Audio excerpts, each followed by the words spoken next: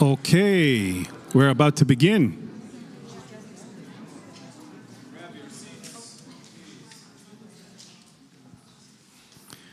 Whoa! Hey everyone, hello. Woo. It's so cool to see everyone here. Just a sec. Okay, so thank you all for coming to UX Salon in Kaunas. And okay, I'll stand here. And today we're going to have two amazing talks. And I want to first, before we begin, I want to thank Vinted for hosting us here. Jonas, come. Yes. Can you believe so many people showed up today? Look at this. Amazing. This is pretty epic. Well, I am beyond excited. To me, it's a signal that we will continue to do these things. So we started doing these events together with Avi in Vilnius, in our Vilnius office, but I had no idea that there's such an interest in Kaunas as well. So that's super awesome that you showed up, which means that, we'll continue to do that. Yes. So I want to ask you, it's written here that Vinted is hiring. Can you tell me more about that? Yes. So we do not often advertise in these events, and that's not the purpose of why we do that. I wanted to, in this case, it's different because we do not plan to hire much in 2024. And if any of you, or you know someone who's interested to contribute to Vinted as a product designer, we have 5 product design roles open, 4 of them in either Vilnius or Kaunas, 1 of them in Amsterdam. We're looking for self-sufficient product designers to work on different parts of our product experience. No shortage of problems to solve. So if you're interested, you can reach out to me in this event or simply apply. If you go into vinted.com/jobs, you'll find the ads there. Yeah, and Thank you. Thank you. Okay, thank you very much. Okay, so anyone here was already in the UX Salon event before? Oh, okay, some people, half the people was not. So I want to explain what is a salon. Basically, a salon is, in many languages, the word salon means a living room. And I wanted to create an event where people come to learn, but also create a discussion. So the format of every UX Salon is that we have a presentation, and then right after that, we invite the speakers for a short talk with the audience or with each other, and create a dialogue. And because of time, we will make it short, but cozy. It's a salon, and looks like we have here perfect conditions for that. So this is why we call it a UX salon. And because everyone here, I think that 50% of coming to these types of events is the talks, but the second 50% is for mingling, getting to know people, networking, and making new friends and colleagues. But also to maybe perhaps to find a job at Vinted, but also other places. So I want to know if anyone else in the audience is hiring. A lot of people looking for a job, but anyone is hiring? No one is hiring? Okay, so we're moving on. I guess it doesn't help. But I try to do that every time. If someone is hiring, if someone is looking for a job, we can create those matches. So today we have 3 amazing speakers, 2 of them in the first talk, and Vitaly is over there. Are you ready, Vitaly? Ready? Okay, good. Looking forward for your talk.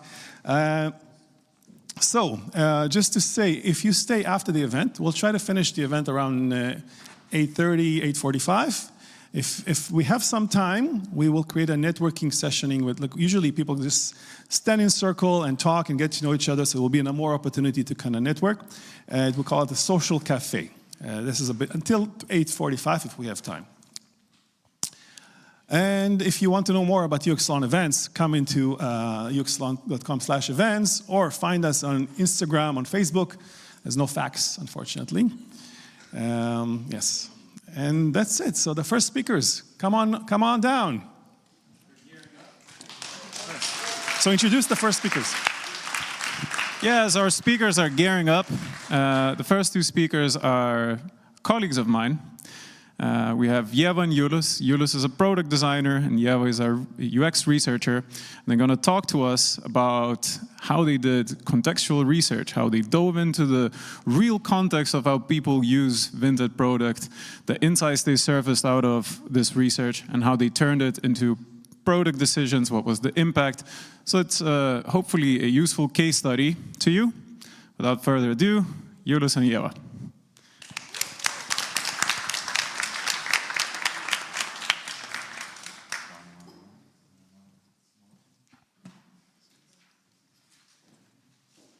Yeah, I don't know. Yeah, I think I have.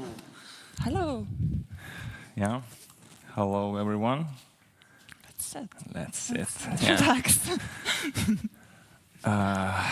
Yeah. So yeah, I'm Julius, product designer at Vinted, Yes, I'm Ieva, user researcher.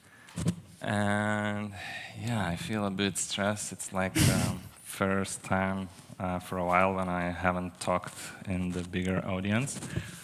Yeah, and I got like 2 advices today: how to remove the stress, to enjoy the process, to connect with people in the audience.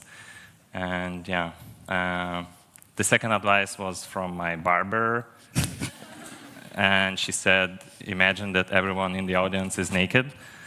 So, so I think don't combine those 2. That will be very, Very strong. Very funny that you didn't share those tips with me in advance, but okay.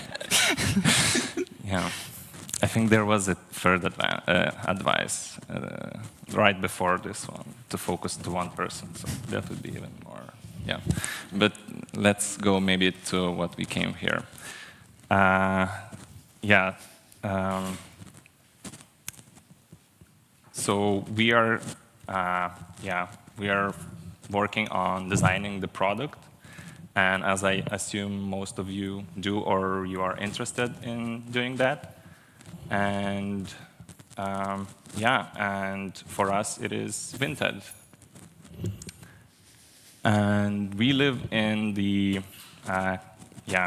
in the complex world where sometimes when we design and we work on our products, we can think that users are very immersed in it and they focus a lot on it, but we should not forget that users actually live their lives and they have engaged in various activities like work, shopping, education, and yeah. Thanks. Yeah, and in all that, world and in those days, incidents also can happen, and we might be, we may oversleep, we may be late on a bus, and our product is just a small thing in that whole day. So yeah, great products integrate into that complexity. So when we think about all those activities that you go through the day, and you are hurry and you are rushing through the day, you go to the shops, you buy stuff, you buy some groceries, and you can pay with ease quickly using the phone or your iWatch. And these products, like Apple Wallet, integrates into that whole complexity. Or, for example, if you are rushing to the airport and maybe you are traveling not alone with your family or friends, again, you have maybe a few boarding passes. You can get timely information about your flight, and once you get to your boarding gate, you open your phone, you don't even need to unlock it. It knows the context, and there is the boarding card. So you just scan it, you go to your plane. And the same with a hotel key. You don't need to wait in the line and register to get the card. You just can go straight to your room and use your hotel key. Yeah, so, okay. And the other example maybe is from Netflix, when they take into account context that you are in, interruptions may happen. Someone may call you, or someone may knock to your door, or you just may fall asleep. And they interacting with you, and they want to know if you're still watching it. So you won't use your data, you won't waste your data, and you would be able, to watch and be on track of your favorite show. Yep. And today we are talking about contextual research because it is one of the tools that enable us to create those great products that integrate into that complexity that Julius mentioned. And contextual research is basically what it sounds like, doing research in users' context. And if you go to the example, so Uber is quite famous online for doing quite a lot of contextual research. So product designers and researchers, they meet drivers and riders, observe what they do and get invaluable insights out of that because they can notice things they wouldn't notice otherwise. And that's super valuable from research point of view, but that's also valuable from human perspective as well, because doing this, you meet people that actually are impacted by the decisions you are making every day, and that itself is quite empowering. And yeah, we want to talk how we do this kind of research at Vinted. Yeah, so this is user journey, and yeah, it might look like Vinted is just, simply buy the item, get money, or sell the item, send it. And our team is focusing on one of the areas, on one of the seller areas, where users sell the item and they have to ship that item. So at that point, actually, they have to find, to print the label. They need to find the package, prepare the parcel for shipping, go to find the drop-off point, plan when to drop off it, and finally ship that item. And all that can take like 7 days, up to 7 days, and users are interacting between digital and physical world. And and here in this area we have a problem that on average around 10%, we have about 10% of cancellations. So it's 1 of 10 transactions. So it actually affects a lot of transactions, and it is a big opportunity for us to solve and improve. And it affects actually a lot of users, because in that is seller and buyer is involved in that. Yeah, you have opportunities to solve that, but without the research, how do you find those opportunities? And for research, it was pretty straightforward goal. So we had a goal to reduce those cancellations by revealing opportunities to improve that experience. And this problem area is sensitive to those physical environments, and a lot of those cancellations, they happen not, that they do something on the app, like something's happening not on the app and we don't know what. So we decided to conduct contextual research, and you spoiled it. We did in Spain, in Barcelona, and it was actually last year, almost birthday of this research. So yes, yeah, look at us now. So. So yes, Spain. So first of all, from our market research, we knew that Spain has different second-hand culture, and people have different attitudes towards second-hand. So if you go to the next slide, we can show how we went. Once we went there, though we had that goal, but we also made sure that we spent some time going to the places where actually people shop and sell for secondhand, just to immerse ourselves and inform, where those stigmas might be going on and yeah, maybe after the talk I can tell you more interesting stuff that was happening there. But I'm just mentioning this, even though you have the goal, you can also immerse yourself in relevant to your product areas. But of course, the main goal for us was to meet people who use Vinted, and here are photos of some of them, and we are using them with informed consent, so no worries there. So we met 6 people in 2 days. Yeah, I think at first, when I signed up, to do this research, I thought, no way, someone's letting us, meeting us and then letting us in their homes. And I was like, yeah, okay, it will be fine. So that's why you assigned to that? Yeah, I thought it will be, trip to Barcelona. But we reached out with a quite simple message.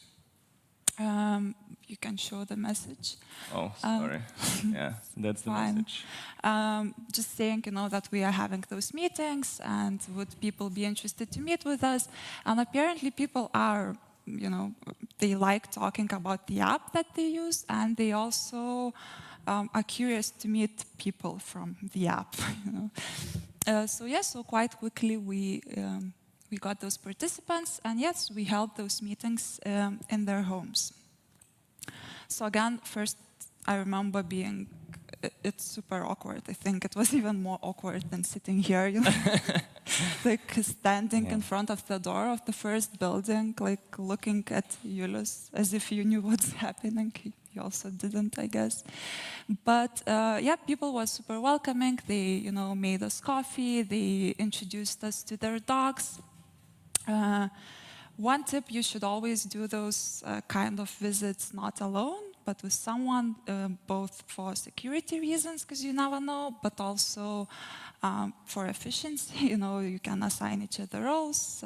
So let's see, for us, I was maybe leading the conversation more, Julius taking pictures, or we would switch.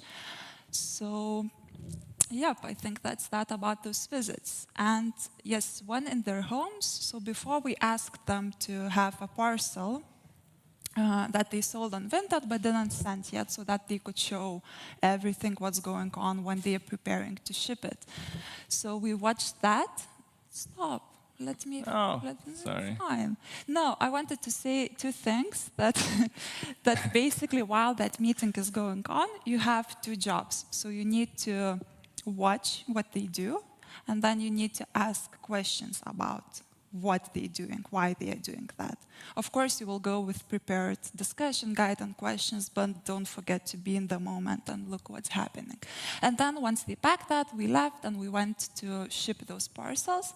And shipping network in Spain is different compared to Lithuania. That was also one of the reasons to choose Spain. So if we go to Post or to Omniva lockers, known as poštomatai, and just leave the parcel there. In Spain, it's different. They go to such kinds of shops and leave the parcels there. So we observed that process there, and after that, we ended our meetings. I think we spent with one person around 90 minutes. Yeah, almost. Felt longer. But yes, and after those meetings, you might be tempted, to go do some sightseeing or go to the beach, so don't sit down. Which you really want to do a lot, like, after that? Yeah, but sit down, write down what you observed, what made an impression to you. Talk to your partner, because you might be surprised that you notice different things.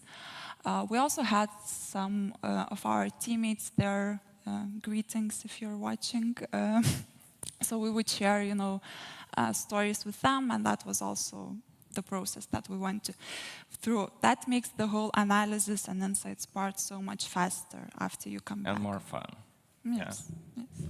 But you have to limit yourself to not end up with headache next day, because you have to do more of that. So yeah, because then you can look like in those last pictures. But yeah, what did we learn?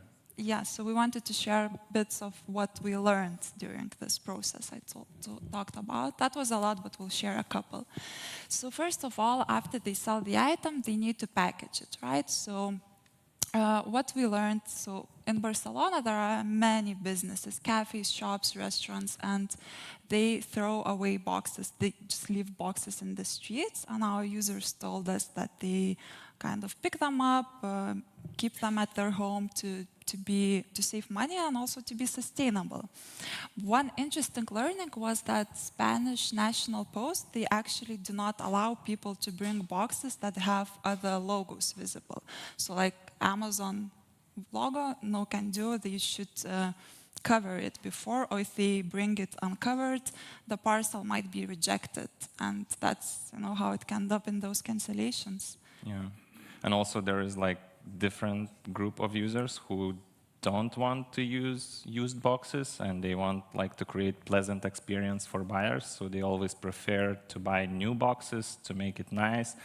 And for those users, it also takes more time and also money to find that boxes, prepare them, and to ship them. Yeah. Yep. Then, after they have the box, new or covered, they need to print the label. So again, in Lithuania, we're pretty spoiled. We go to the locker and Omniva spits out the label and we don't need to do anything. In Spain, that's not the case. Most of the time, people need to print the label, cut it, stick it on the box before bringing it to that shop. And yeah, one after another were telling us how that's super frustrating and super annoying. Let's take an example of this girl. So first of all, she bought a printer just to be able to use Vinted. Not too good. She also bought it on our competitor app. Again, not very nice.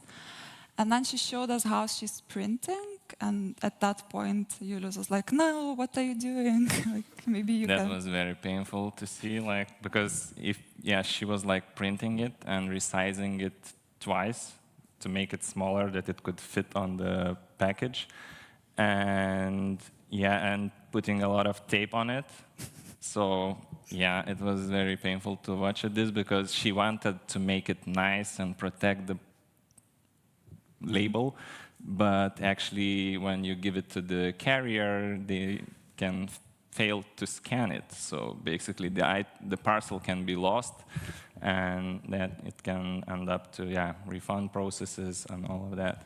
I really liked how Julius was like, "No, look at our shipping instructions, you can't do that." And then, like being there, we saw that at that point, when she's under the desk printing, she's not reading our shipping instructions. That was pretty obvious. Yes, and kind of last bit of findings we wanted to share. So after, we resized the label, stick it on, we needed to go out and ship it. And yes, many people have the same shops that they go to every day. But then also, like Julius shared, and we know that life happens, and sometimes people need to find different places that they need to go to. Or maybe their working hours change, because again, it's not Omniva 24/7, it's Spain, and siestas and working hours are different. And we saw it's not that convenient, right? And here actually buyers in the checkout, they choose the shipping carrier. So it means that sellers have to send with the carrier that buyer picked at in the checkout. So they have to use different carriers. They need to look for those drop-off points on different websites. And in some cases, they are not even mobile friendly. And and all of that can also end up if not finding the drop-off point, not finding what is the working hours, and it can result in, again, cancellations. So it's just not nice to see how a user opens another app to find what they need. Yeah. Oh, that's not fitting in the screen. But the main idea is here that, we shared a few of the insights, and from all that research, we also made an opportunity map where on the top we have mental model, where member goals and behaviors are, where we put all those things here. And then below we have capabilities, what already exists in Vinted to support member goals. And when we have those two, we can then see where we have gaps. And yeah, those gaps signal about the opportunities, how we can improve the experience so users could reach their goals easier. And actually, those insights and all what we collected, we presented also internally. We share those stories, and that helps us to align on one goal and to understand what is the problem, and that there is like real people behind that. And we carried out 3 pilots with, there was like, in this also involved different teams.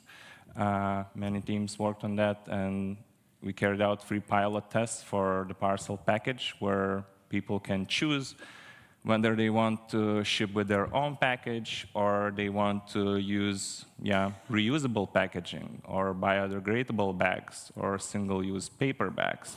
So they can just go to the drop-off point, get that parcel package, and get that parcel ready for shipment.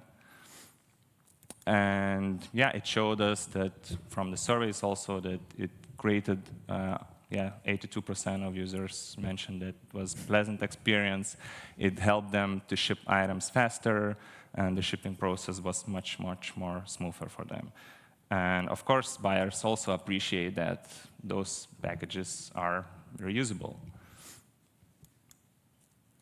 Then there is another initiative. Of course, we knew about this before, that printer-free shipping is really what people need, and it can bring much more easier experience for them to ship those items.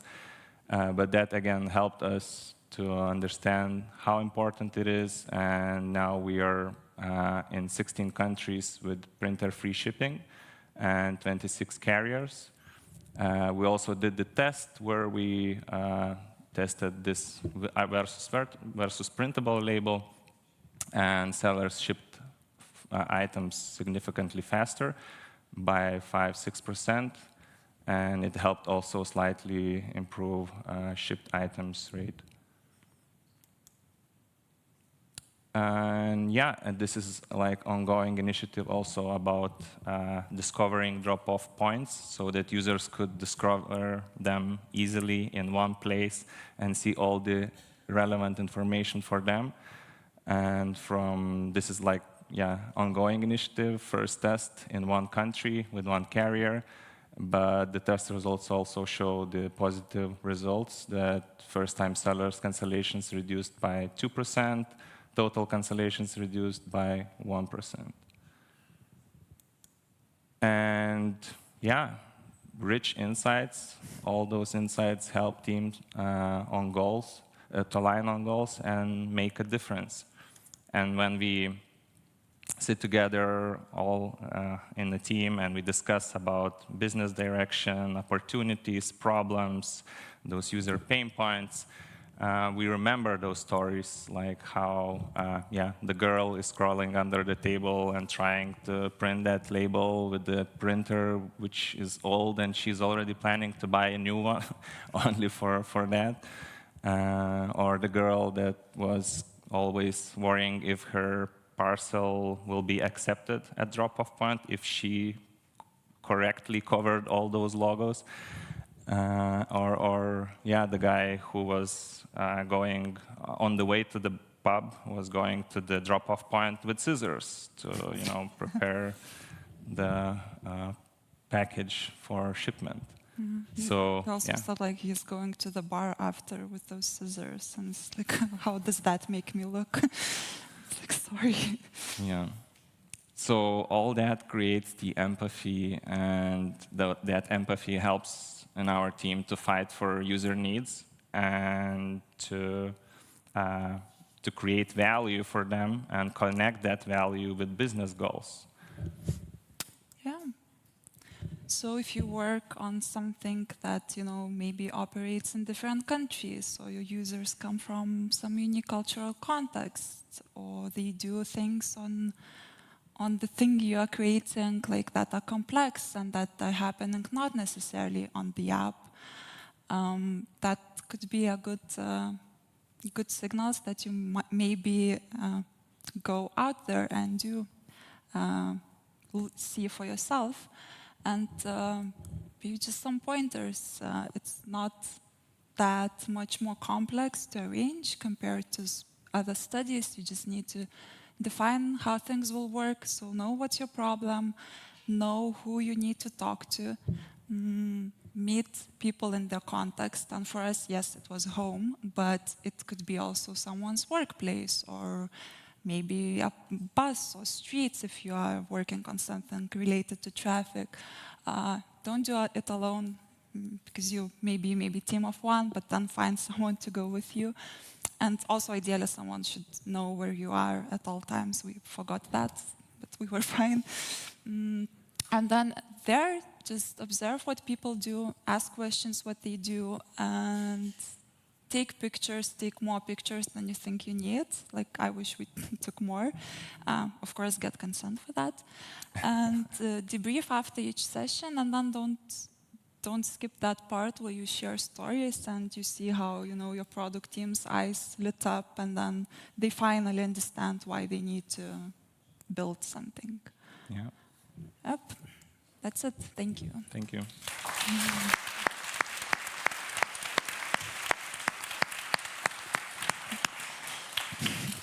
Thank you, Julius. Thank you, Ieva. I want to open up for questions from the audience. So, yes, happy to see all the hands up. Let's start here. There you go. Hi. My main question from the very beginning was how they let you into their house. Like, how did you came up with that? Well, we knocked on the door and No, like, I understand that, but when you were planning the meeting, whose initiative regarding like meeting at home was? it was us. So we had a goal to see how they pack the items, and we know that they do it at home. And we had a goal, okay, we need to see that. And then when looking for people, we communicated that we want to understand how, you know, Vinted works for you, and we would love to see it. And that's the part where I was surprised that we had people that were really willing to do that. And yeah, so we just kind of also filtered people who said they would be okay with that. Okay, thank you. Thanks for asking. I have one more there. Hello. So when I'm thinking about the context, I'm thinking that context can be really broad or, you know, narrow. And I'm interested and curious, how did you, select those particular users to study them? So for us, we needed to have, we knew what are the shipping networks in that city. So we wanted to have a mix that use different carriers, and then by the activity, how active those sellers are. Just once we had our goals, we then carefully think about who would be the best to answer those goals. Yeah, and also not using only the parcel shops, but also there was that to use lockers to understand, what are the different challenges that they face when they ship those items. One more.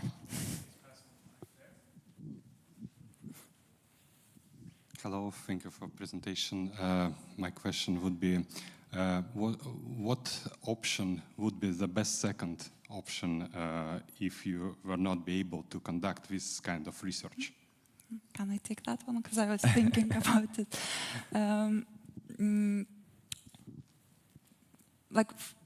You can also think how to bring in more of that context. Let's see if you're doing something in a remote setup.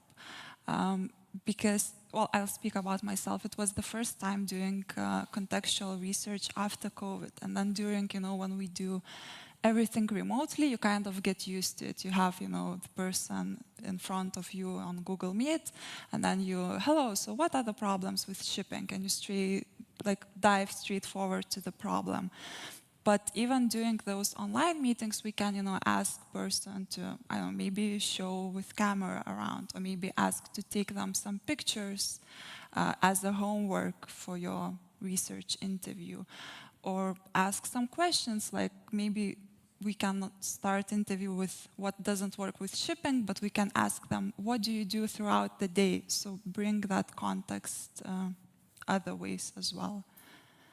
I think it's totally doable in remote. And I think like diary can also help with one of those methods that, they can share what they do throughout their day, how they ship the parcel, but again, with those, probably you cannot catch all those small details and things when you are at the place and you're actually experiencing everything together with them. I think keeping in mind that the app is not the only thing that's happening in the life already helps you to think about how to set up your thinking. 2 more questions. Let's start with you. Hello. So you did your research on 3 people, 3 persons? 6. 6. Okay, so how did you decide that 6 would be the count, or not like 10, 11, or?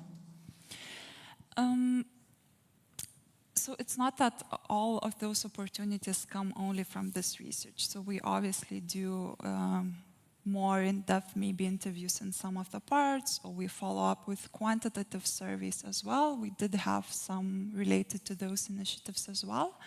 But 6 was pretty good number to gather that context, to be there, to immerse into details. So for qualitative interviews, it's okay to have a smaller sample because you start seeing patterns. Again, like all 6 of them said that printing is frustrating. I think we wouldn't get more detail into that if we talked to more people. But that's a good question because we do have more methods to strengthen our insights and keep building on those. From the other side, I could also add up a bit on that those 6, it was very, very nice number for 2 days, because then, you're traveling around the city, you have to have those breaks also to maybe write down all those notes, and of course, at the end of the evening, you summarize everything, but 3 participants per day, it was really nice. If you need more, then yeah, you should probably do it in 3 days. Thank you. Let's take one more question. I think you kind of answered my question because I wanted to ask, do you cross-reference your findings after this trip with other research methods, and maybe you can give some examples. Then you dismissed some findings just because you didn't find any other proofs for that.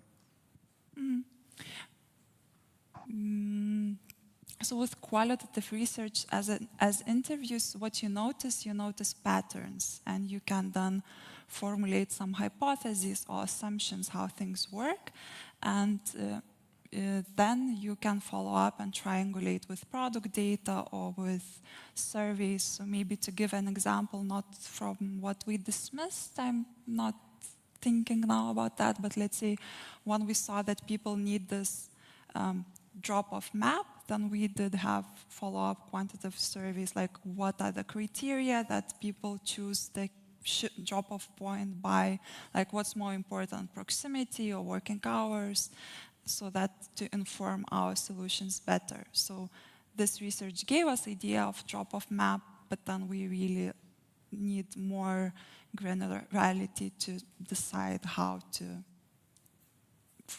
build that solution. Yeah. Nothing to add. All right. Thank you. Bye-bye. So, thank you, Julius. Thank you, Ieva. Our next speaker needs little introduction. I'm guessing that you know at least some of his work. He's the founder and editor of a magazine called Smashing Magazine. He's a UX designer, a speaker, an educator. Please welcome Vitaly Friedman to the stage. Thank you so much, Fiona. Thank you. Oh, excellent. Thank you so much. Well, I hope that, yes, it's working. Oh, I always felt like it's nice and cozy. It's like very nice and cozy. Like much nicer than where you were sitting in. I have to say, it's very nice and cozy. It's actually a very nice venue, and it's great to be back in Kaunas. I think I was here 5 times already at this point. It's like I'm being to Kaunas. Anybody from Kaunas? I think a lot of people. Anybody from not from Kaunas? Oh. I didn't know that there was a competition. Well, I'm coming to you in peace, right? I'm coming to you in peace because actually for the last few years, my life has changed. I mean, our life has changed a lot, of course, for all of us. And in 2020, we had to really rethink what we're doing in terms of the company, because of course the finances were problematic and everything. So we started working on some really complex kind of consultancy projects that we just took on whatever came our way. And so as a result of that, I ended up kind of working on some things which are really different compared to what I was working on before, right? What I want to show you today is actually some things of how we look at inclusive design, but through the lens of design KPIs. Anybody establish some sort of design KPIs at their work, at your work? Do you even know what they represent or mean? That's always very difficult. And over the last few years, this has become more and more of a topic. How do we measure design?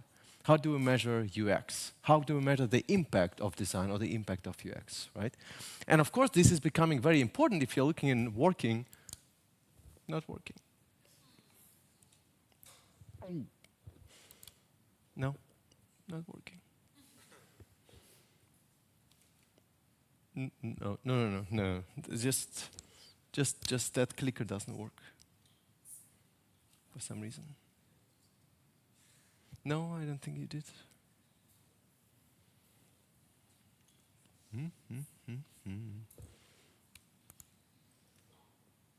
Javi, do you have some joke? I have a joke.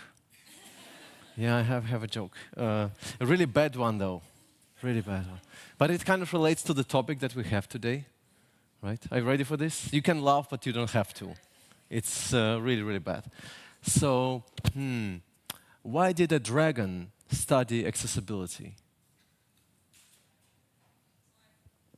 That's an excellent question. I wish somebody asked me. It wanted to drag and drop better. That's okay. That's okay. Not too bad. I invented it, so thank you so much for your support. All right. Do I need to get more jokes? It's not like I have a lot. No? Okay, so. I do have what? Some really bad dad jokes, yes. Not yet. And I like big buttons, but when they work, that's great. Like, disabled buttons are the worst. This feels like an enabled, non-functional button.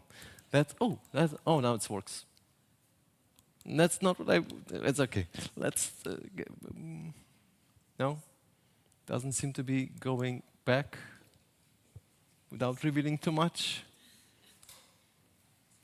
Or maybe you have another clicker or something I could be using.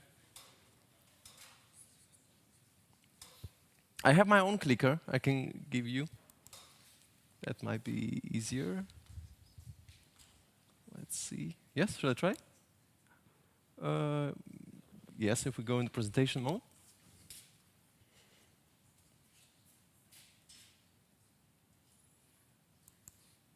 Yes, excellent. Thank you so much for making this work. Fantastic. And by the way, thanks so much for the wonderful Vinted team for hosting us here. It's wonderful to be here. All right, let's move on here. Now, imagine all of this didn't happen. Imagine that you're working in a project that looks like this. Who was that? Okay, you're working on a dentist application, by any means, maybe, right? So imagine you're working on this and you're supposed to improve it. What does it mean, improve it? Isn't it nice already? What's to improve? It's great, right? It's fantastic, right? Does it do the job? Maybe it does the job. We don't know. But what if you're working on something like this? Anybody feels like home here? Yeah, this is my kind of audience, right? So does it feel like nice, clean? Anybody would associate, like when you're doing the usability testing, Like one of the things that we learned, all right, one of the things that we learned to do is to say, could you pick 5 adjectives that would describe the experience that you currently have with this website or with this application? Now, if you had to pick 5 adjectives, right, or an adjective, anybody, what would you say clean? Lost. Okay, anything else? Messy. Anything else? Nothing good, I think. So it's like I don't see like don't hear a really good sentiment here, right? But then again, this is a question of us looking at it from the outside perspective. Maybe people who are actually using it every single day find it very useful, and they do the job. Like when I started working in enterprise applications or B2B, I learned one thing very quickly: white space doesn't exist in those kind of applications. It's totally overrated. You need to show a lot of data. That's quite important. So if you keep going, you see that this interfaces like this. Anybody feels like home here? It's the same dentist person. That's very unusual. Well, yes, but the reason for these interfaces is not because somebody woke up in the morning one day and said, you know what? I'm going to create the most horrible, disastrous interface ever existed and put it out there because I can. No, there are reasons. Why is the reason? What is the reason, or could be a reason, why this looks exactly as it is here and it's perfect for that use case? Right, to kind of have all information in one place, right? If you're a doctor, you want to be able to see everything or read everything about the patient on the screen. So when we look at interfaces like this, we're always very quick to judge, good, bad, but we cannot judge until we actually find out what works and what not. But then when it comes to the question how to improve things, now this is where we need to judge. We need to understand if it's working or not. So this was the real crux of the story. Now it can go over and over and over, like some things just look complicated, but they really are not. This is a very complex form in a very compact form. Complex form in a very, you see what I did there? Okay, on a very compact form, right? It's incredible. Like this in English would probably be something like 20 or 15 pages long, right? Incredible here, right? But my project that I was spending most of my time was a little bit different. It was this one. So for the last 2.5 years, I was working on a big revamp of the European Parliament's website. Anybody visited a European Parliament website before in their life? Why? This is the first time I met anybody outside of the European Parliament who actually visited. We need to create like a group or something. That's impressive, right? So this is probably one of the most difficult things I've ever worked in my life, right? Not because it looks complicated. It does look complicated, not as complicated as a dentist application, right? But there's a different kind of complexity here. What kind of complexity do we see, feel, sense here? Politics? Yes. Stakeholders. Yes, stakeholder management is a very difficult one. You have a lot of layers that are kind of involved in here. Not to mention that it has to be working in 24 different languages. It has to be GDPR compliant, fully accessible, and it needs to be really performant and everything. So it's really, really a massive thing, because if you look at it right now, there are approximately 180 to 190 different websites that live under the umbrella of European Parliament, and the big ambition is to turn these 190 websites into one. Right? That's really, really complicated and really, really hard. Because again, if you look around, these are all still European Parliament websites, but they look very, very different. Right? And they again, bring it into one. So what I want to cover today are the overview of the case study of what we were doing, how we were doing those things, how we were tracking success, how we were defining design KPIs, and how inclusive design or basically accessibility fit into that big journey. Right? Ultimately understanding how to measure success in the first place. Very often when I'm speaking with design teams, this question comes up. How do we measure design success, or the success of our design effort, or the success of our design teams?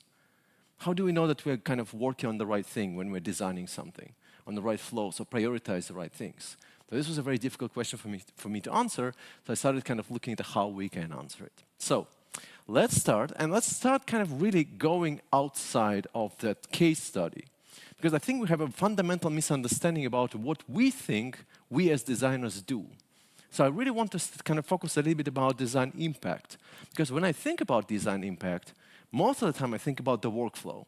Very often it's messy, it's chaotic, it's all over the place. Of course, we have these wonderful processes around us. The double diamond process, also called a process that never exists in real life, in my experience. I've yet to see an experience project where it actually is double diamond. I'll show it in a moment, right? But most of the time, it's incredibly messy, incredibly messy. It's all over the place. At some point, oh, there are so many people, we need to do this, we need to cut corners, we need to push deadlines, we need to, like, all mess, right? And of course, one of the things that I always look at first, when I come to any project, is looking at the org chart. Anybody likes org charts? The same person. It's very surprising. We have a lot in common. I have a strong feeling about that, right? So org charts are usually like, whatever, we don't want to even look at org charts.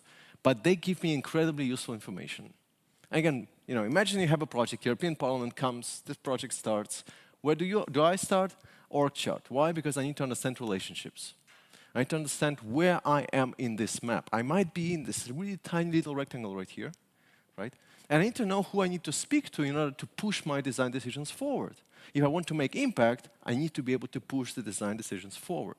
Now, in our case, like sometimes it can look very different, but it doesn't matter because ultimately when you think about impact, there are 5 things that most businesses care about. They care about increasing revenue, decreasing costs, increasing new business, increasing existing business, and increasing shareholder value. Now, it might sound very daunting, like I'm working on my filters over here. How do I increase shareholder value as a result of that?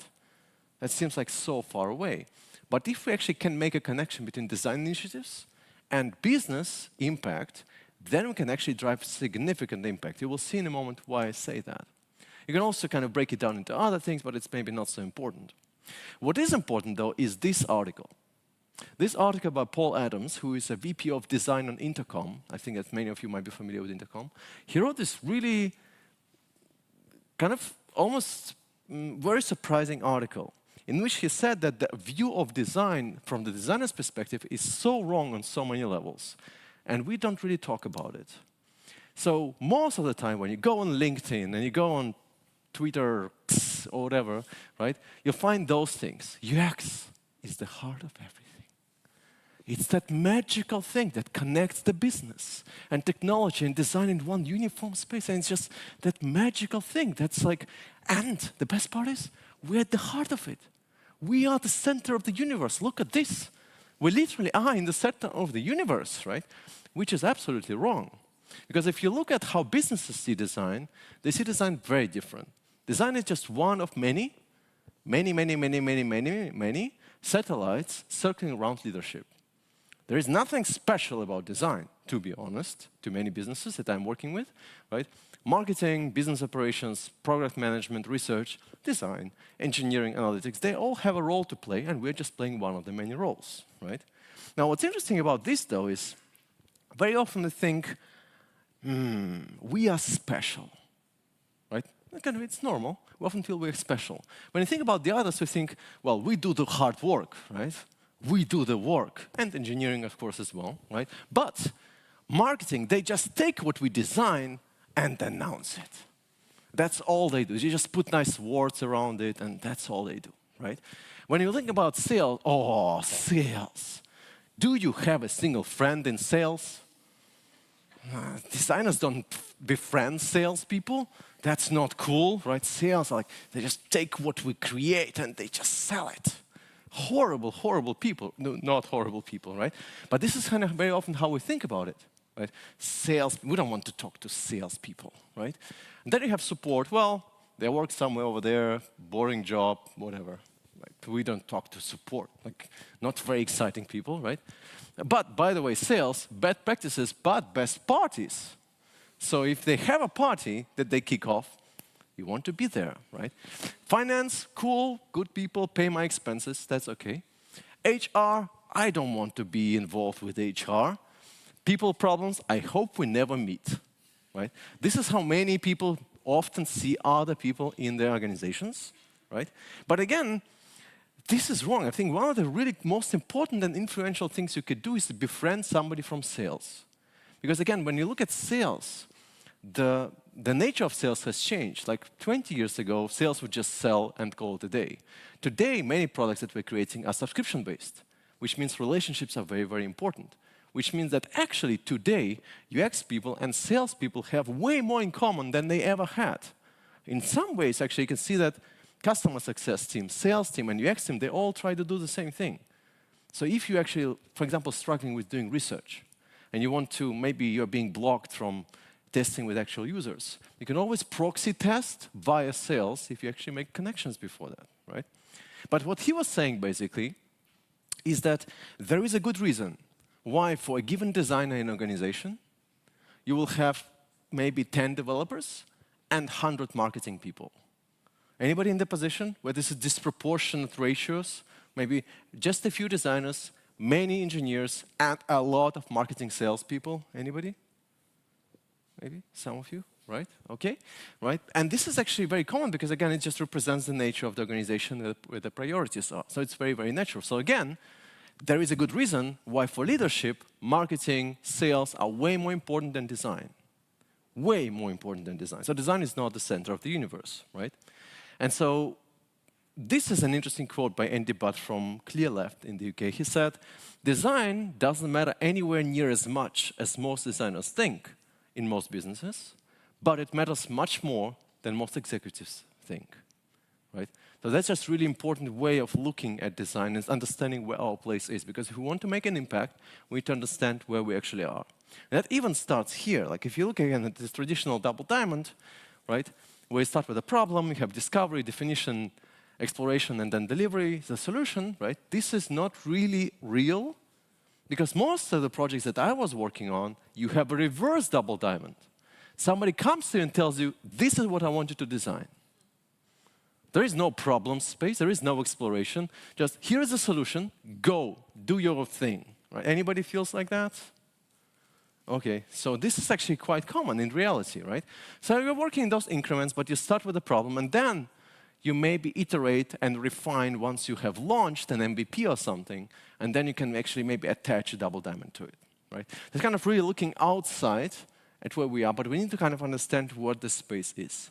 So the impact of our work starts where we are, and that is why we're looking at the org chart, and its trajectory and its limits are very much defined by relationships you're going to make. It's quite boring, but you will see in a moment why I'm covering so much about that. If you're interested in this and you find yourself in this position, there is a wonderful book that I discovered by Leah Bully about the user experience team of one, kind of speaking about exactly that. Right? Okay, this is fine. We can just skip that for now.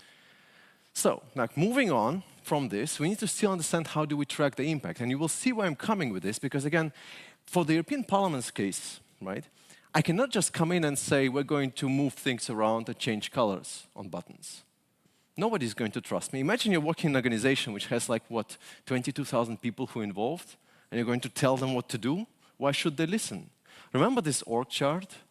When I look at this org chart, I see people who don't care about me. A lot of people, why should they care about you? Do you care about them? Not necessarily. Well, they have dogs, they have neighbors, children, commitments, they have their own KPIs that they kind of have to commit to as well. The last thing they want to care about is what you do with your design stuff. Just do your thing and that's it, right? So they don't really care that much, right? But then what happens then when you come in as a designer in that kind of organization, you're not trusted. I have this feeling that every now and again, you don't have any confidence. People don't trust that you're actually going to do the right thing. They hope they will, but there is a very fundamental lack of confidence in there, right? So what we started doing is kind of creating this sort of design KPIs or metrics. And when I talk about this, of course, I'm not talking about things like that. This is a very different set of metrics, right? And not this for sure either, right? But it's a different way of looking or having conversations about design. So if you look at this now, would you say this is a great design or not? Best. Excellent. Sorry? Always can be better, right? On what? Yes, but I mean here at this point we know the context. So somebody's selecting a journey to buy a ticket to get from A to B. There are tons of ways of how we could present a date picker. That's one of them. Why not rely on a reliable, well-understood paradigm of a select drop-down, right? Because we can. As designers, we can do anything we want. So when you start having conversations about is this a good design or is it a bad design, very often it kind of trickles into this trajectory of personal decisions or personal preference, which is irrelevant. It should not be personal decision or personal preference. We should be able to tell that given design A and given design B, one is better or worse than the other. We should be very objectively speaking about that, right? So when we look at this, we could, of course, argue about, well, you know, it takes a lot of time to actually go ahead and jump through all these options and things like that, but it still needs to have something that's more tangible. Here's another example. This is a input, date of birth input on one of the airline websites. Anything wrong about it? Oh, that's true, but you have to start somewhere.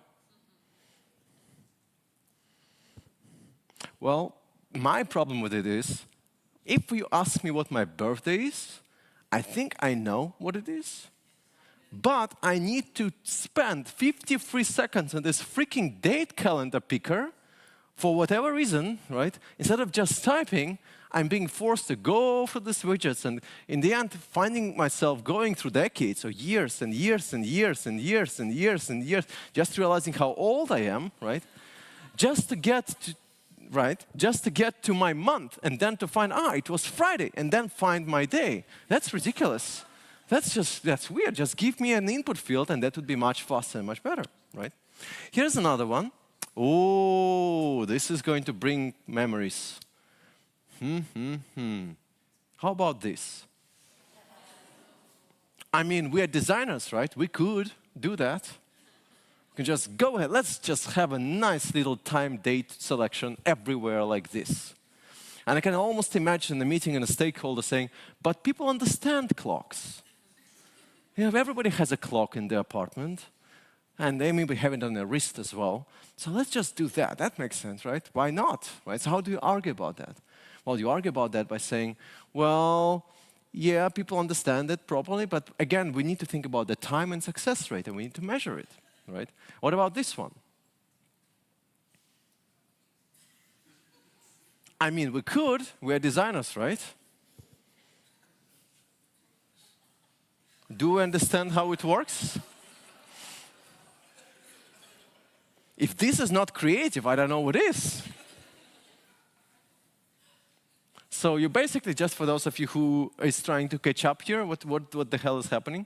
So you're basically constructing your date, 1956, September 27, right? That's much faster than that 53 seconds birthday picker that I was given like 2 screens ago, right? So when speaking about those designs, again, it would be a very personal decision, like, oh, I like it, I don't like it. But if we measure the time that people need, the context in which it's designed, and so on and so forth, we can actually get to better results, right? This, by the way, was designed specifically for a public library, where it proved to be very effective, much more effective than anything else. Why? Because people need to scan a QR code, and then they need to tap in that date, kind of the book, the date when the book was published, and index it in the library. That's much faster. It increased the speed of registering books by 33%. That was quite significant. So that works. That's a great design for the particular use case, right? And if you look at all of this, like there are things that businesses measure, and I think that we need to maybe skip a little bit at this point. Maybe, can you hear me in the back? Just a moment. So these are all the different things that businesses really care about, right? Which you probably will know of, like for example, NPS. Anybody knows of NPS?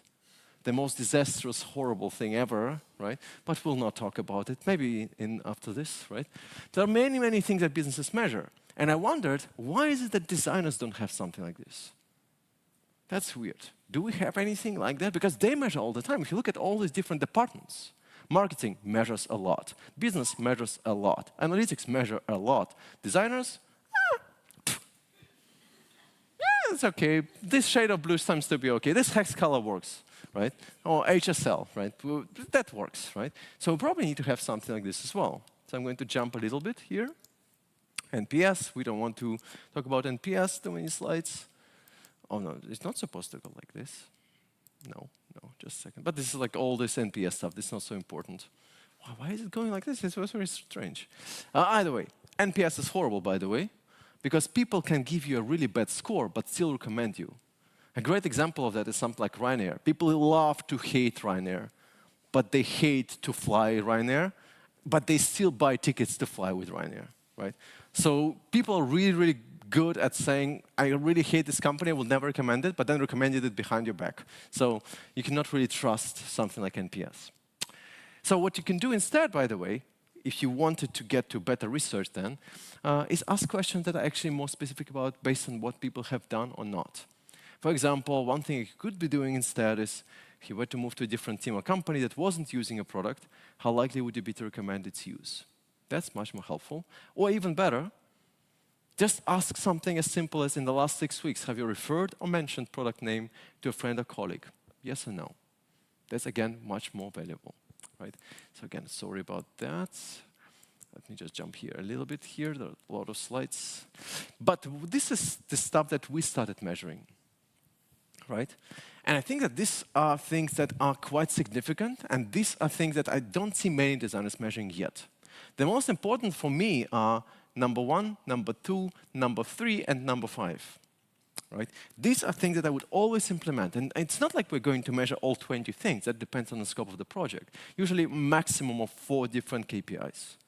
And these KPIs are important. We're going to report them to management, and we're going to track the success or impact of design across the entire organization as well. So, for example, just to give you an idea, right? So if you look at the European Parliament, people do very different things. They look up laws, they search for legislation, they try to track plenary, they watch plenary that's happening right now, right? But what we need to do is to define something like 15 to 20 representative tasks that people do in that environment. Just 15 to 20 things. We give them, kind of define them, and then we create representative questions or tasks that we give in usability testing to people to see if they can succeed in completing those tasks. And we track how much time they need to succeed as well. And out of that, we're actually creating charts where we highlight success rate for those top representative tasks, the time that they need for those top representative tasks, error rates that they have, when they actually, for example, filling in a form or things like that, and also the search quality score. Now that sounds very strange. Search quality score, what does it even mean? Now in our case, what we do is it must be a very objective way of doing it, right? So what we ended up doing is very simple. We say, let's take a look at top 100 search queries that came our way last year. With those top 100 search queries, we go to editors of different departments and we ask them, can you give us like 2 to 3 URLs, pages, or whatever, that are representative for those queries that came our way? So they gave us a list. So we have maybe 200, 300 URLs here. We have 100 queries over here. Then we'll look at what are we displaying right now for these top 100 search queries. So we have a list of, again, some URLs that we have displayed right now. And then we try to look at the mapping between what should be here and what is here. Now, in the context of European Parliament, can you guess what the number is?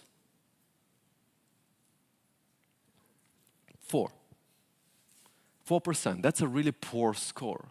This is a really poor quality of your search. And it doesn't matter if you're using an old search engine, or you upgrade a new search engine, or you buy a new search engine. It doesn't matter. Are you displaying things that are relevant to people or not? And so the impact of design and the role of design work in the search team depends on that score. That's the only thing. It's like a North Star metric that they have to take care of, right?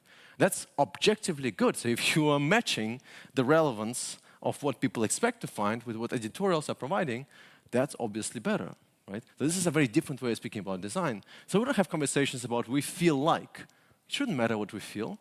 It's always evidence. It's always data based on research that we're doing repeatedly every 6 to 12 months, depending on the scope of the team and the project, right?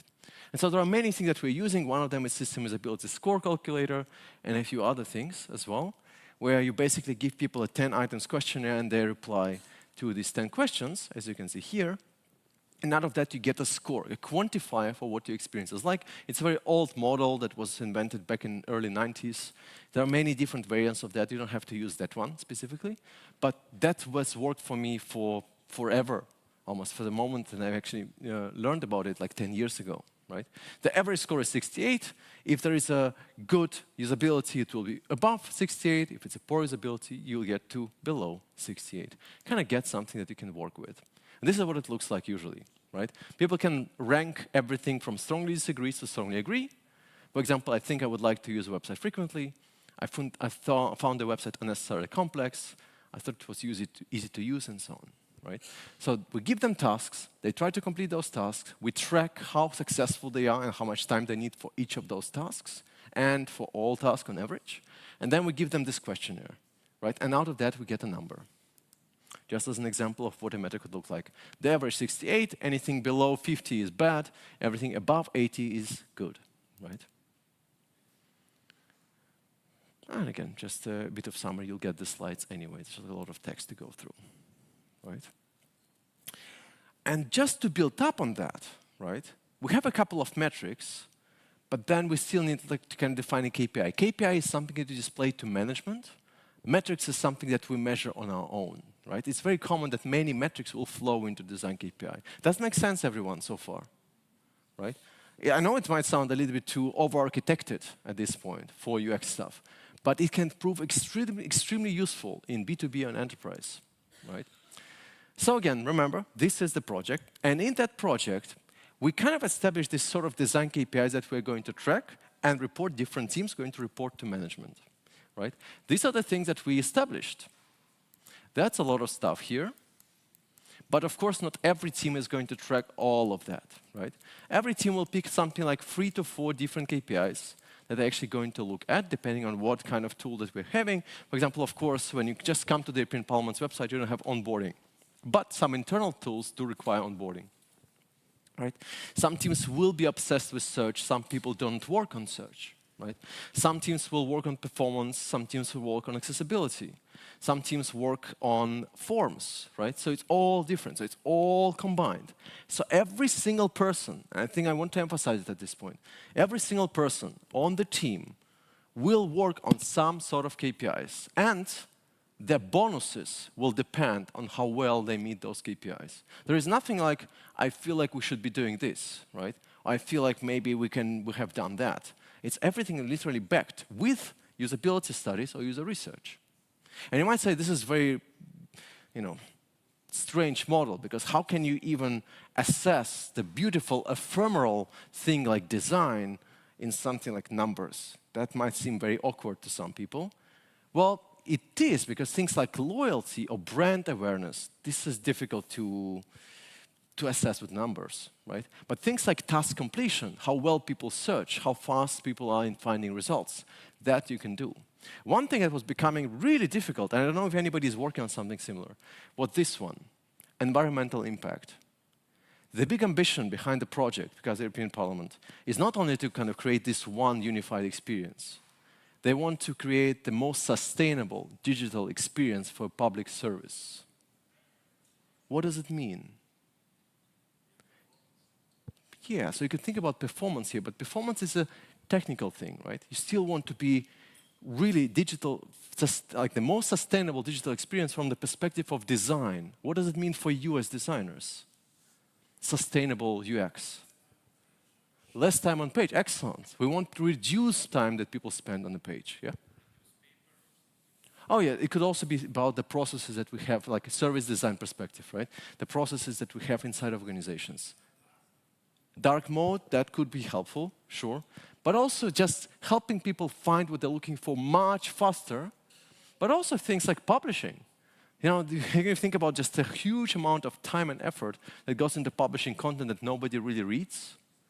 So why publish in the first place? Reducing publishing what matters, reorganizing things, people can find things faster. That was like a whole big model that was really difficult to create because there are many different flavors of that.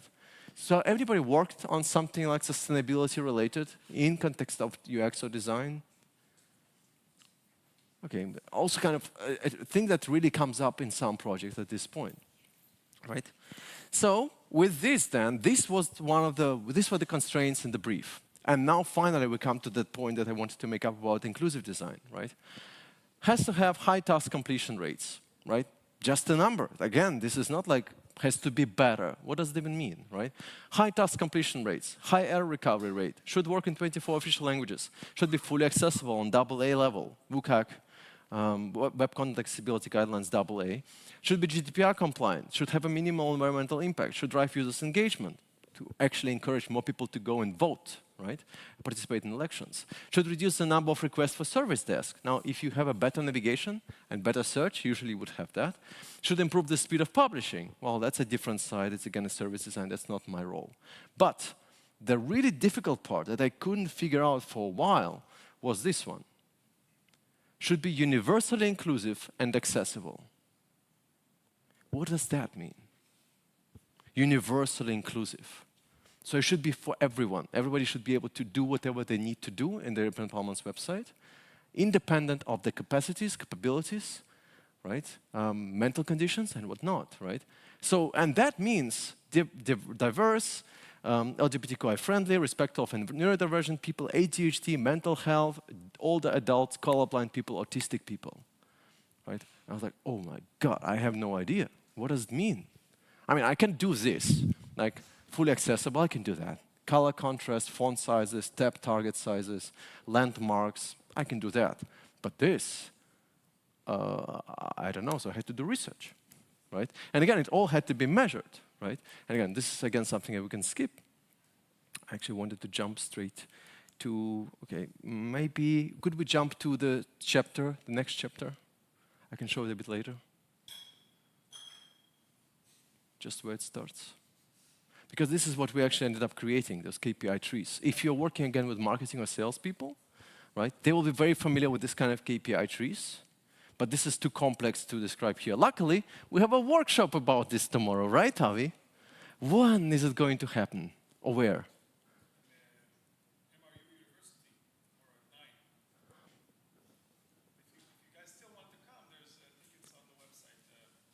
Okay. Yeah, excellent website, right? Actually, I want to go to inclusive design, if you can. This is my chaos. I have usually like 20 windows open and stuff, right? So just a moment, and I think it's coming. The slide is coming.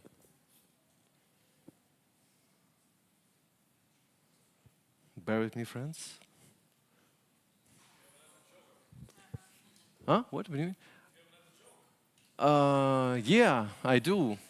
But it's as bad as the previous one. Oh, okay, okay. So there is one which is now famous, but I can give it. Oh, excellent. Just keep it there. Keep it there. It's so bad. Okay. Hold on just a second. How would you call a computer that can sing? Adele.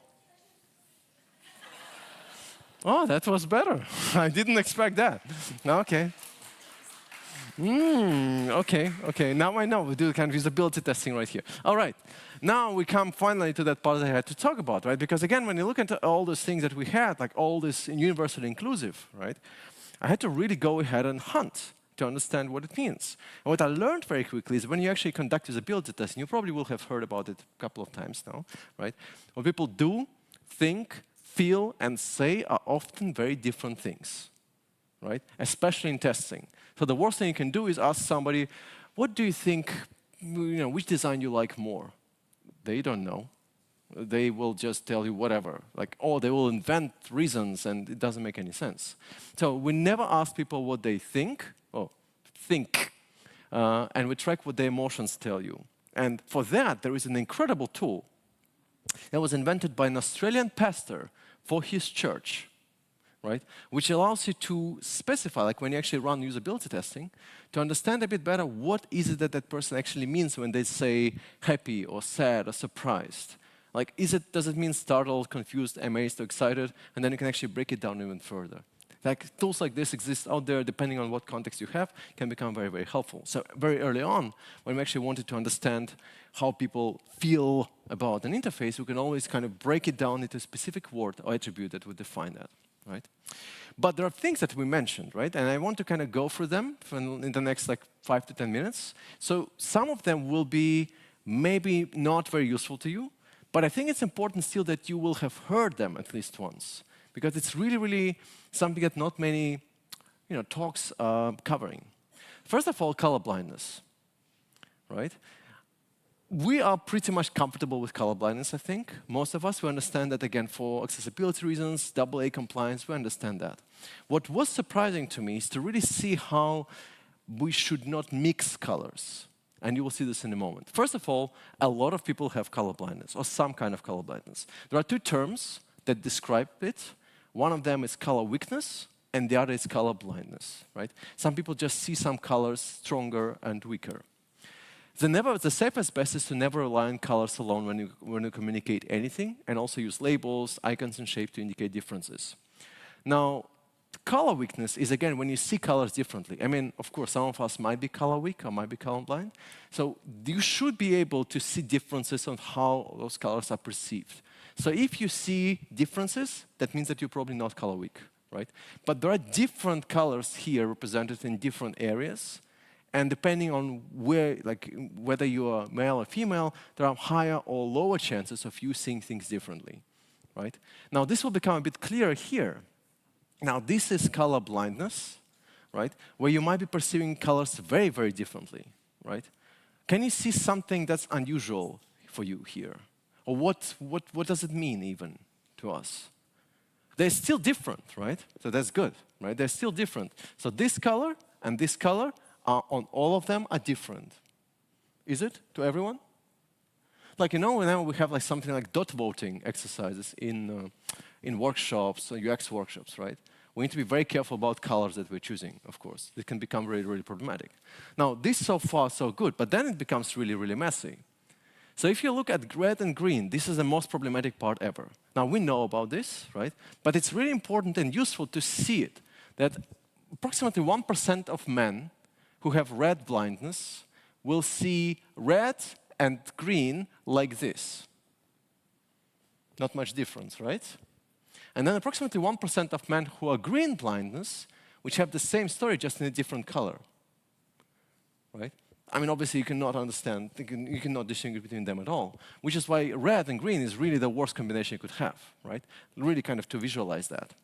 So this is how then people see, what is it called? Yes, traffic light, right? If we didn't have the shapes, we'd be lost, right? I mean, this is like the choice of red and green is never a good choice, like ever, right? Let's keep going. The problem that I think many people are not aware of, whenever you have, let's say, red and green, right? It's sometimes, for some people, red and green might look like gray.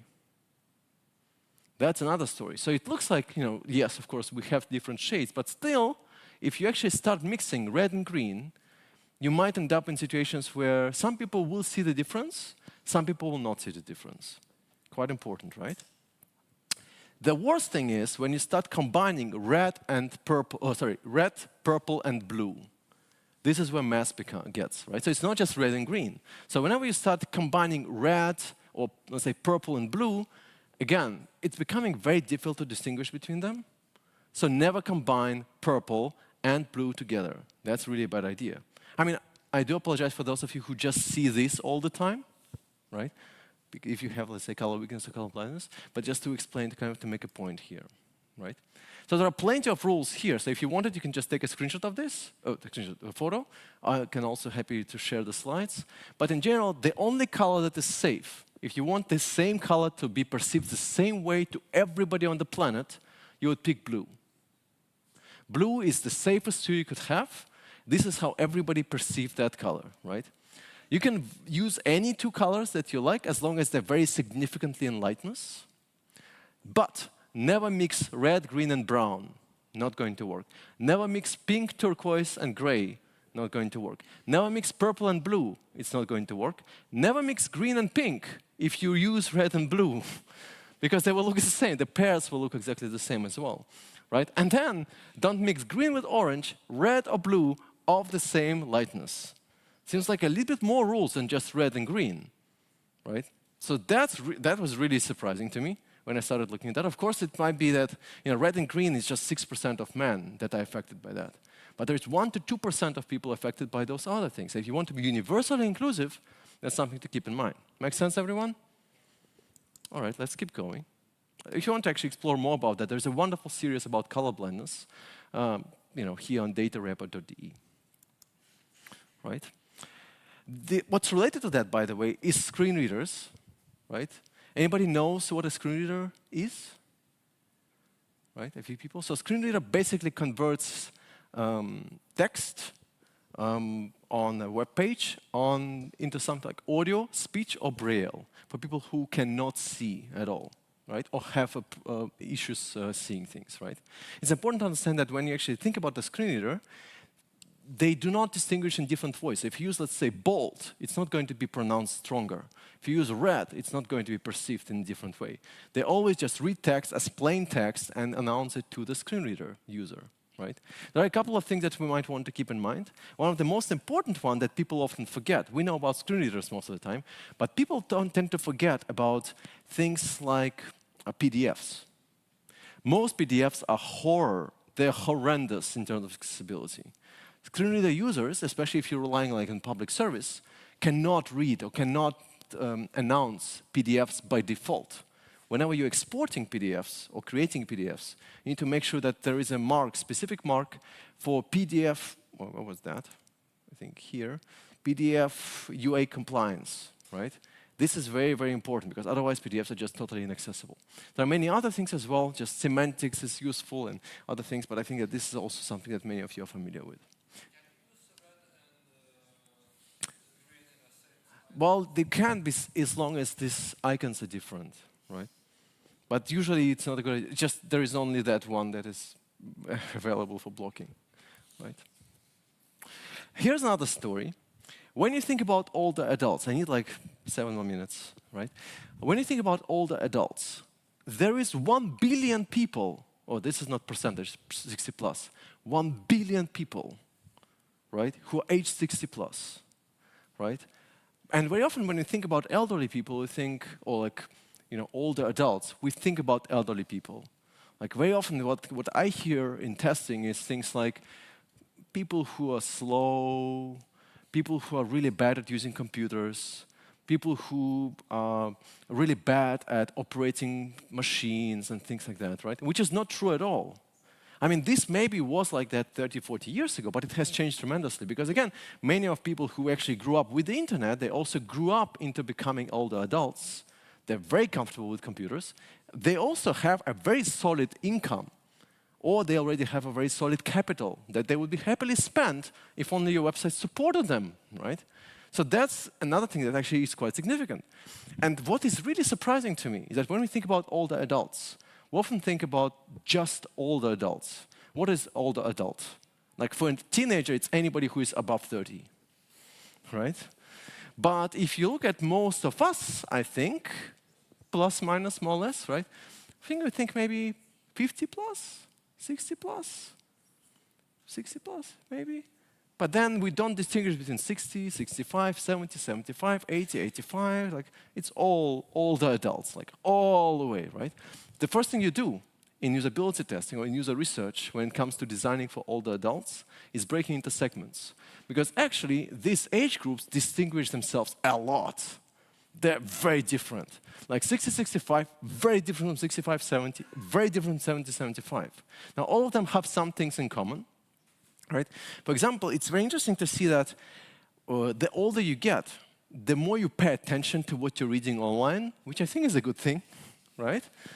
So older adults often read and analyze every single word. Like, the F pattern that we usually have on the web. People actually start reading in the beginning on the left, and then they just scan. Not older adults. They'll read all the way, right? Just to get everything, right? That's interesting. But with age, you have this difference, kind of really significant change that's happening, where shades of blue and purple, and also shades of yellow and green are becoming more difficult to distinguish. This is very common behavior as you grow older, right? Whenever you have similar contrast between visuals, they're becoming more difficult to decipher. Of course, whenever it comes to drag and drop, resizing, things like that, they're just more difficult to get right? And of course, you actually just easier make mistakes, right? But in general, it's not significantly different. One thing that is really different is this one. The reading behavior is extremely different. And for some reason, and I still can't figure out why, you'll see that older adults tend to see errors, like error messages, as something that they did wrong, right? They really take it personally. So if they get, let's say, 2 or 3 error messages, that feels like, that really drops, like significantly drops their conversion altogether, because they feel like this is their own personal failure. That's a very interesting kind of artifact that you can find from that, right? So there is that. And so in general, of course, like the bigger the buttons and accessibility in general, the better, right? So this works for everyone. That works for all the adults. That also works for anybody else, really, right? There's a wonderful guide around that. Oops, hold on. Wonderful guide around that it's called Login, about, again, designing services and products for older people. So if you want to learn a bit more about that, it's like a 60-page research on that. There is a lot on that. Still with me, everyone?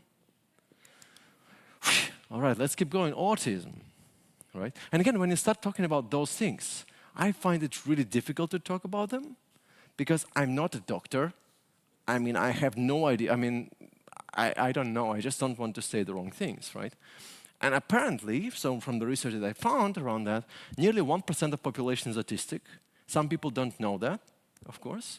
And it's not a sickness. It's not like something that you can fix. Like if you have, let's say, if you are born as an autistic child, you grow into autistic adult. It doesn't change. It's not like you go to a doctor and they give you a prescription and then you fix it, right? Or whatever. That's not how it works. So autistic children grow into autistic adults, right? And there are, again, things that are really a bit different. Again, the important thing is that it's kind of a different way of experiencing the world.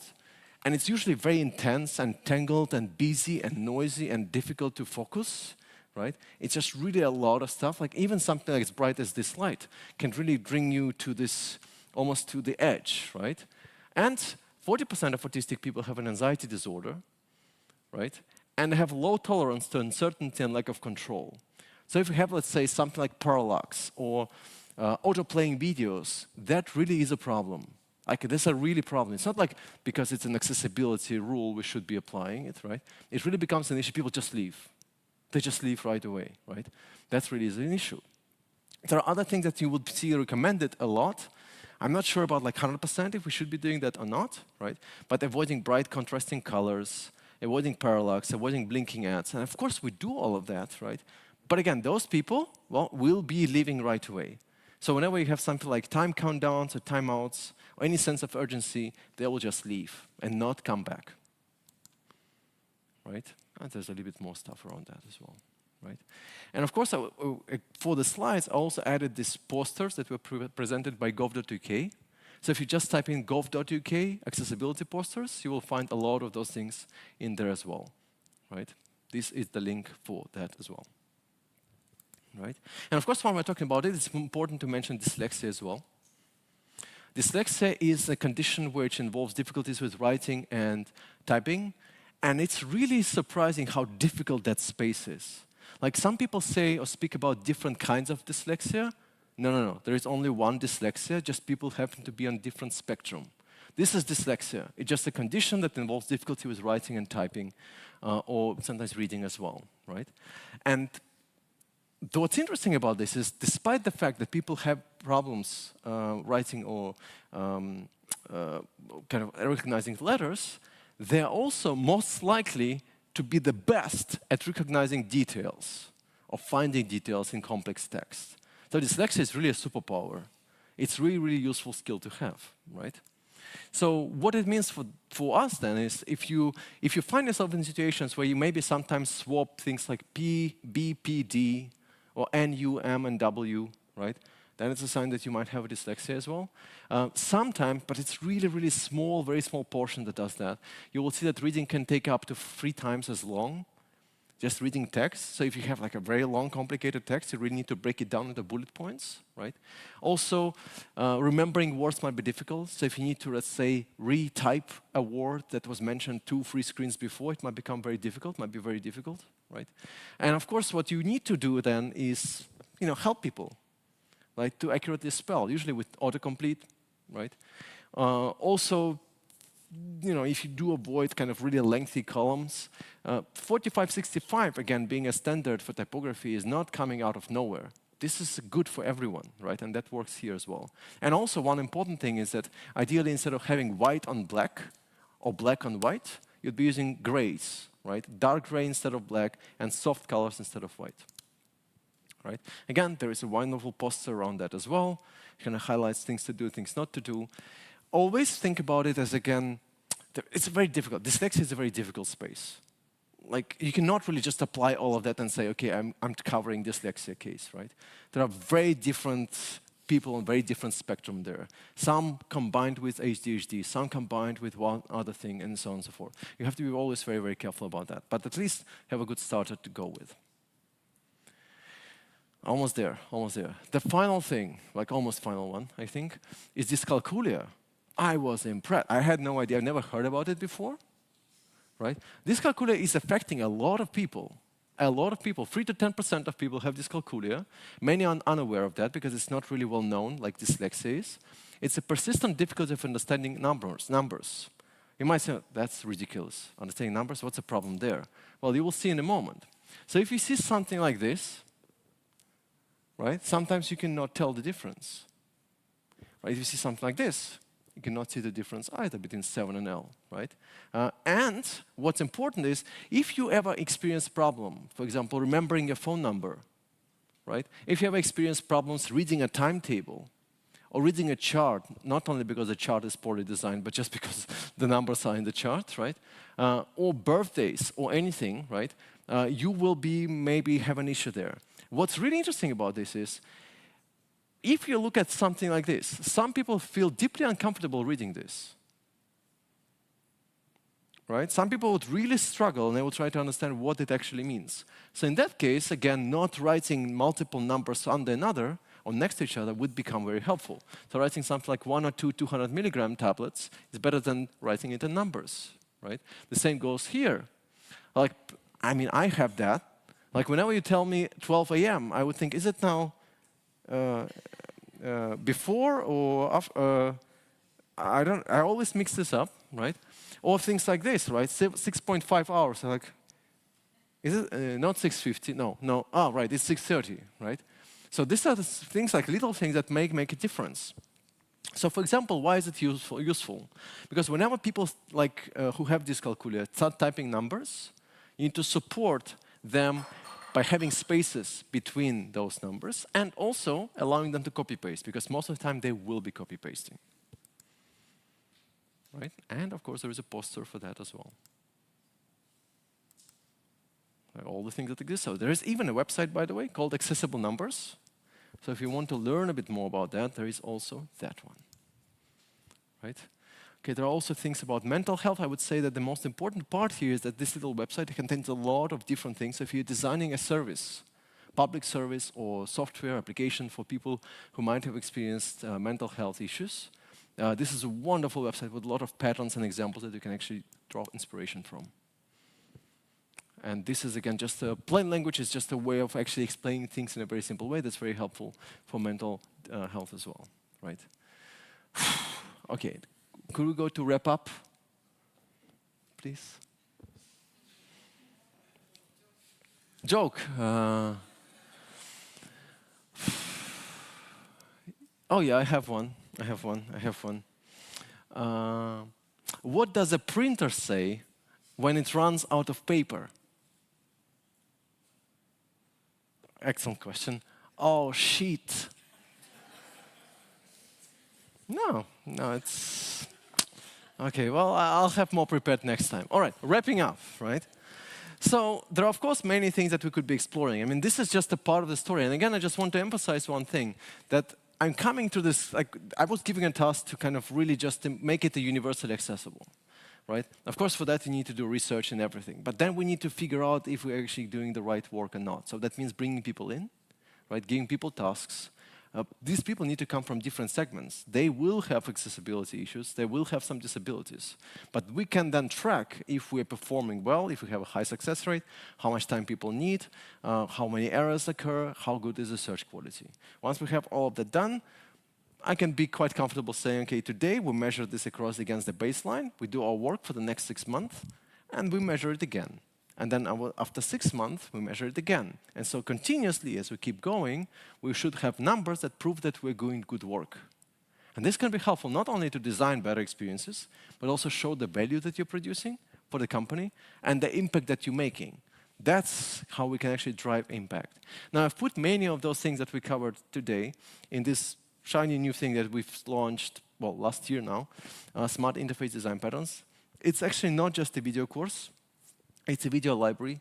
So we're adding 5 new chapters every year. So 5 new videos, and you pay once and you get it forever, right? It's not really expensive either, I have to say, right? If you want to get a friendly discount, I highly encourage you to maybe take a screenshot or a picture of this. Maybe if you need to convince your manager, I'm happy to help, right?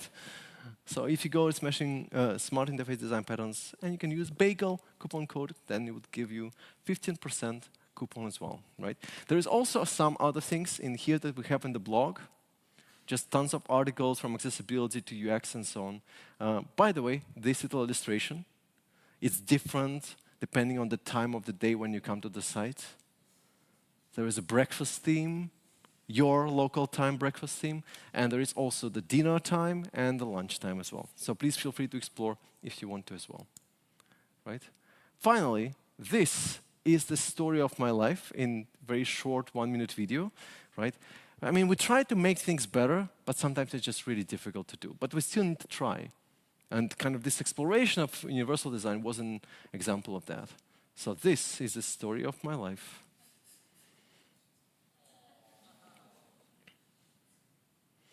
Yeah, there should be sound, but that's okay. It always feels like we're just almost there, but not quite.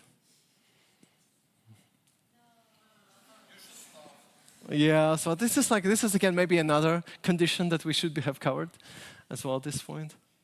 Oh, that's just wrong, right?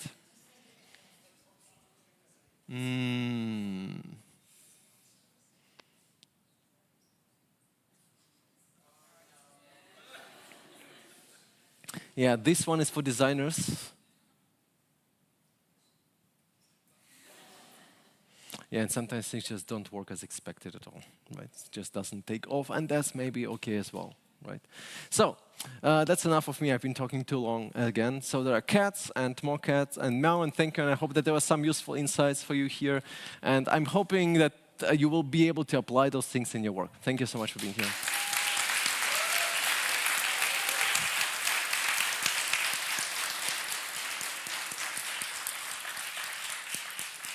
I don't know. Oh, I don't know. Room for the answers, but we can mingle and stay. But sure. Thank you all for coming, and hope to see you next time. Thank you. Thank you.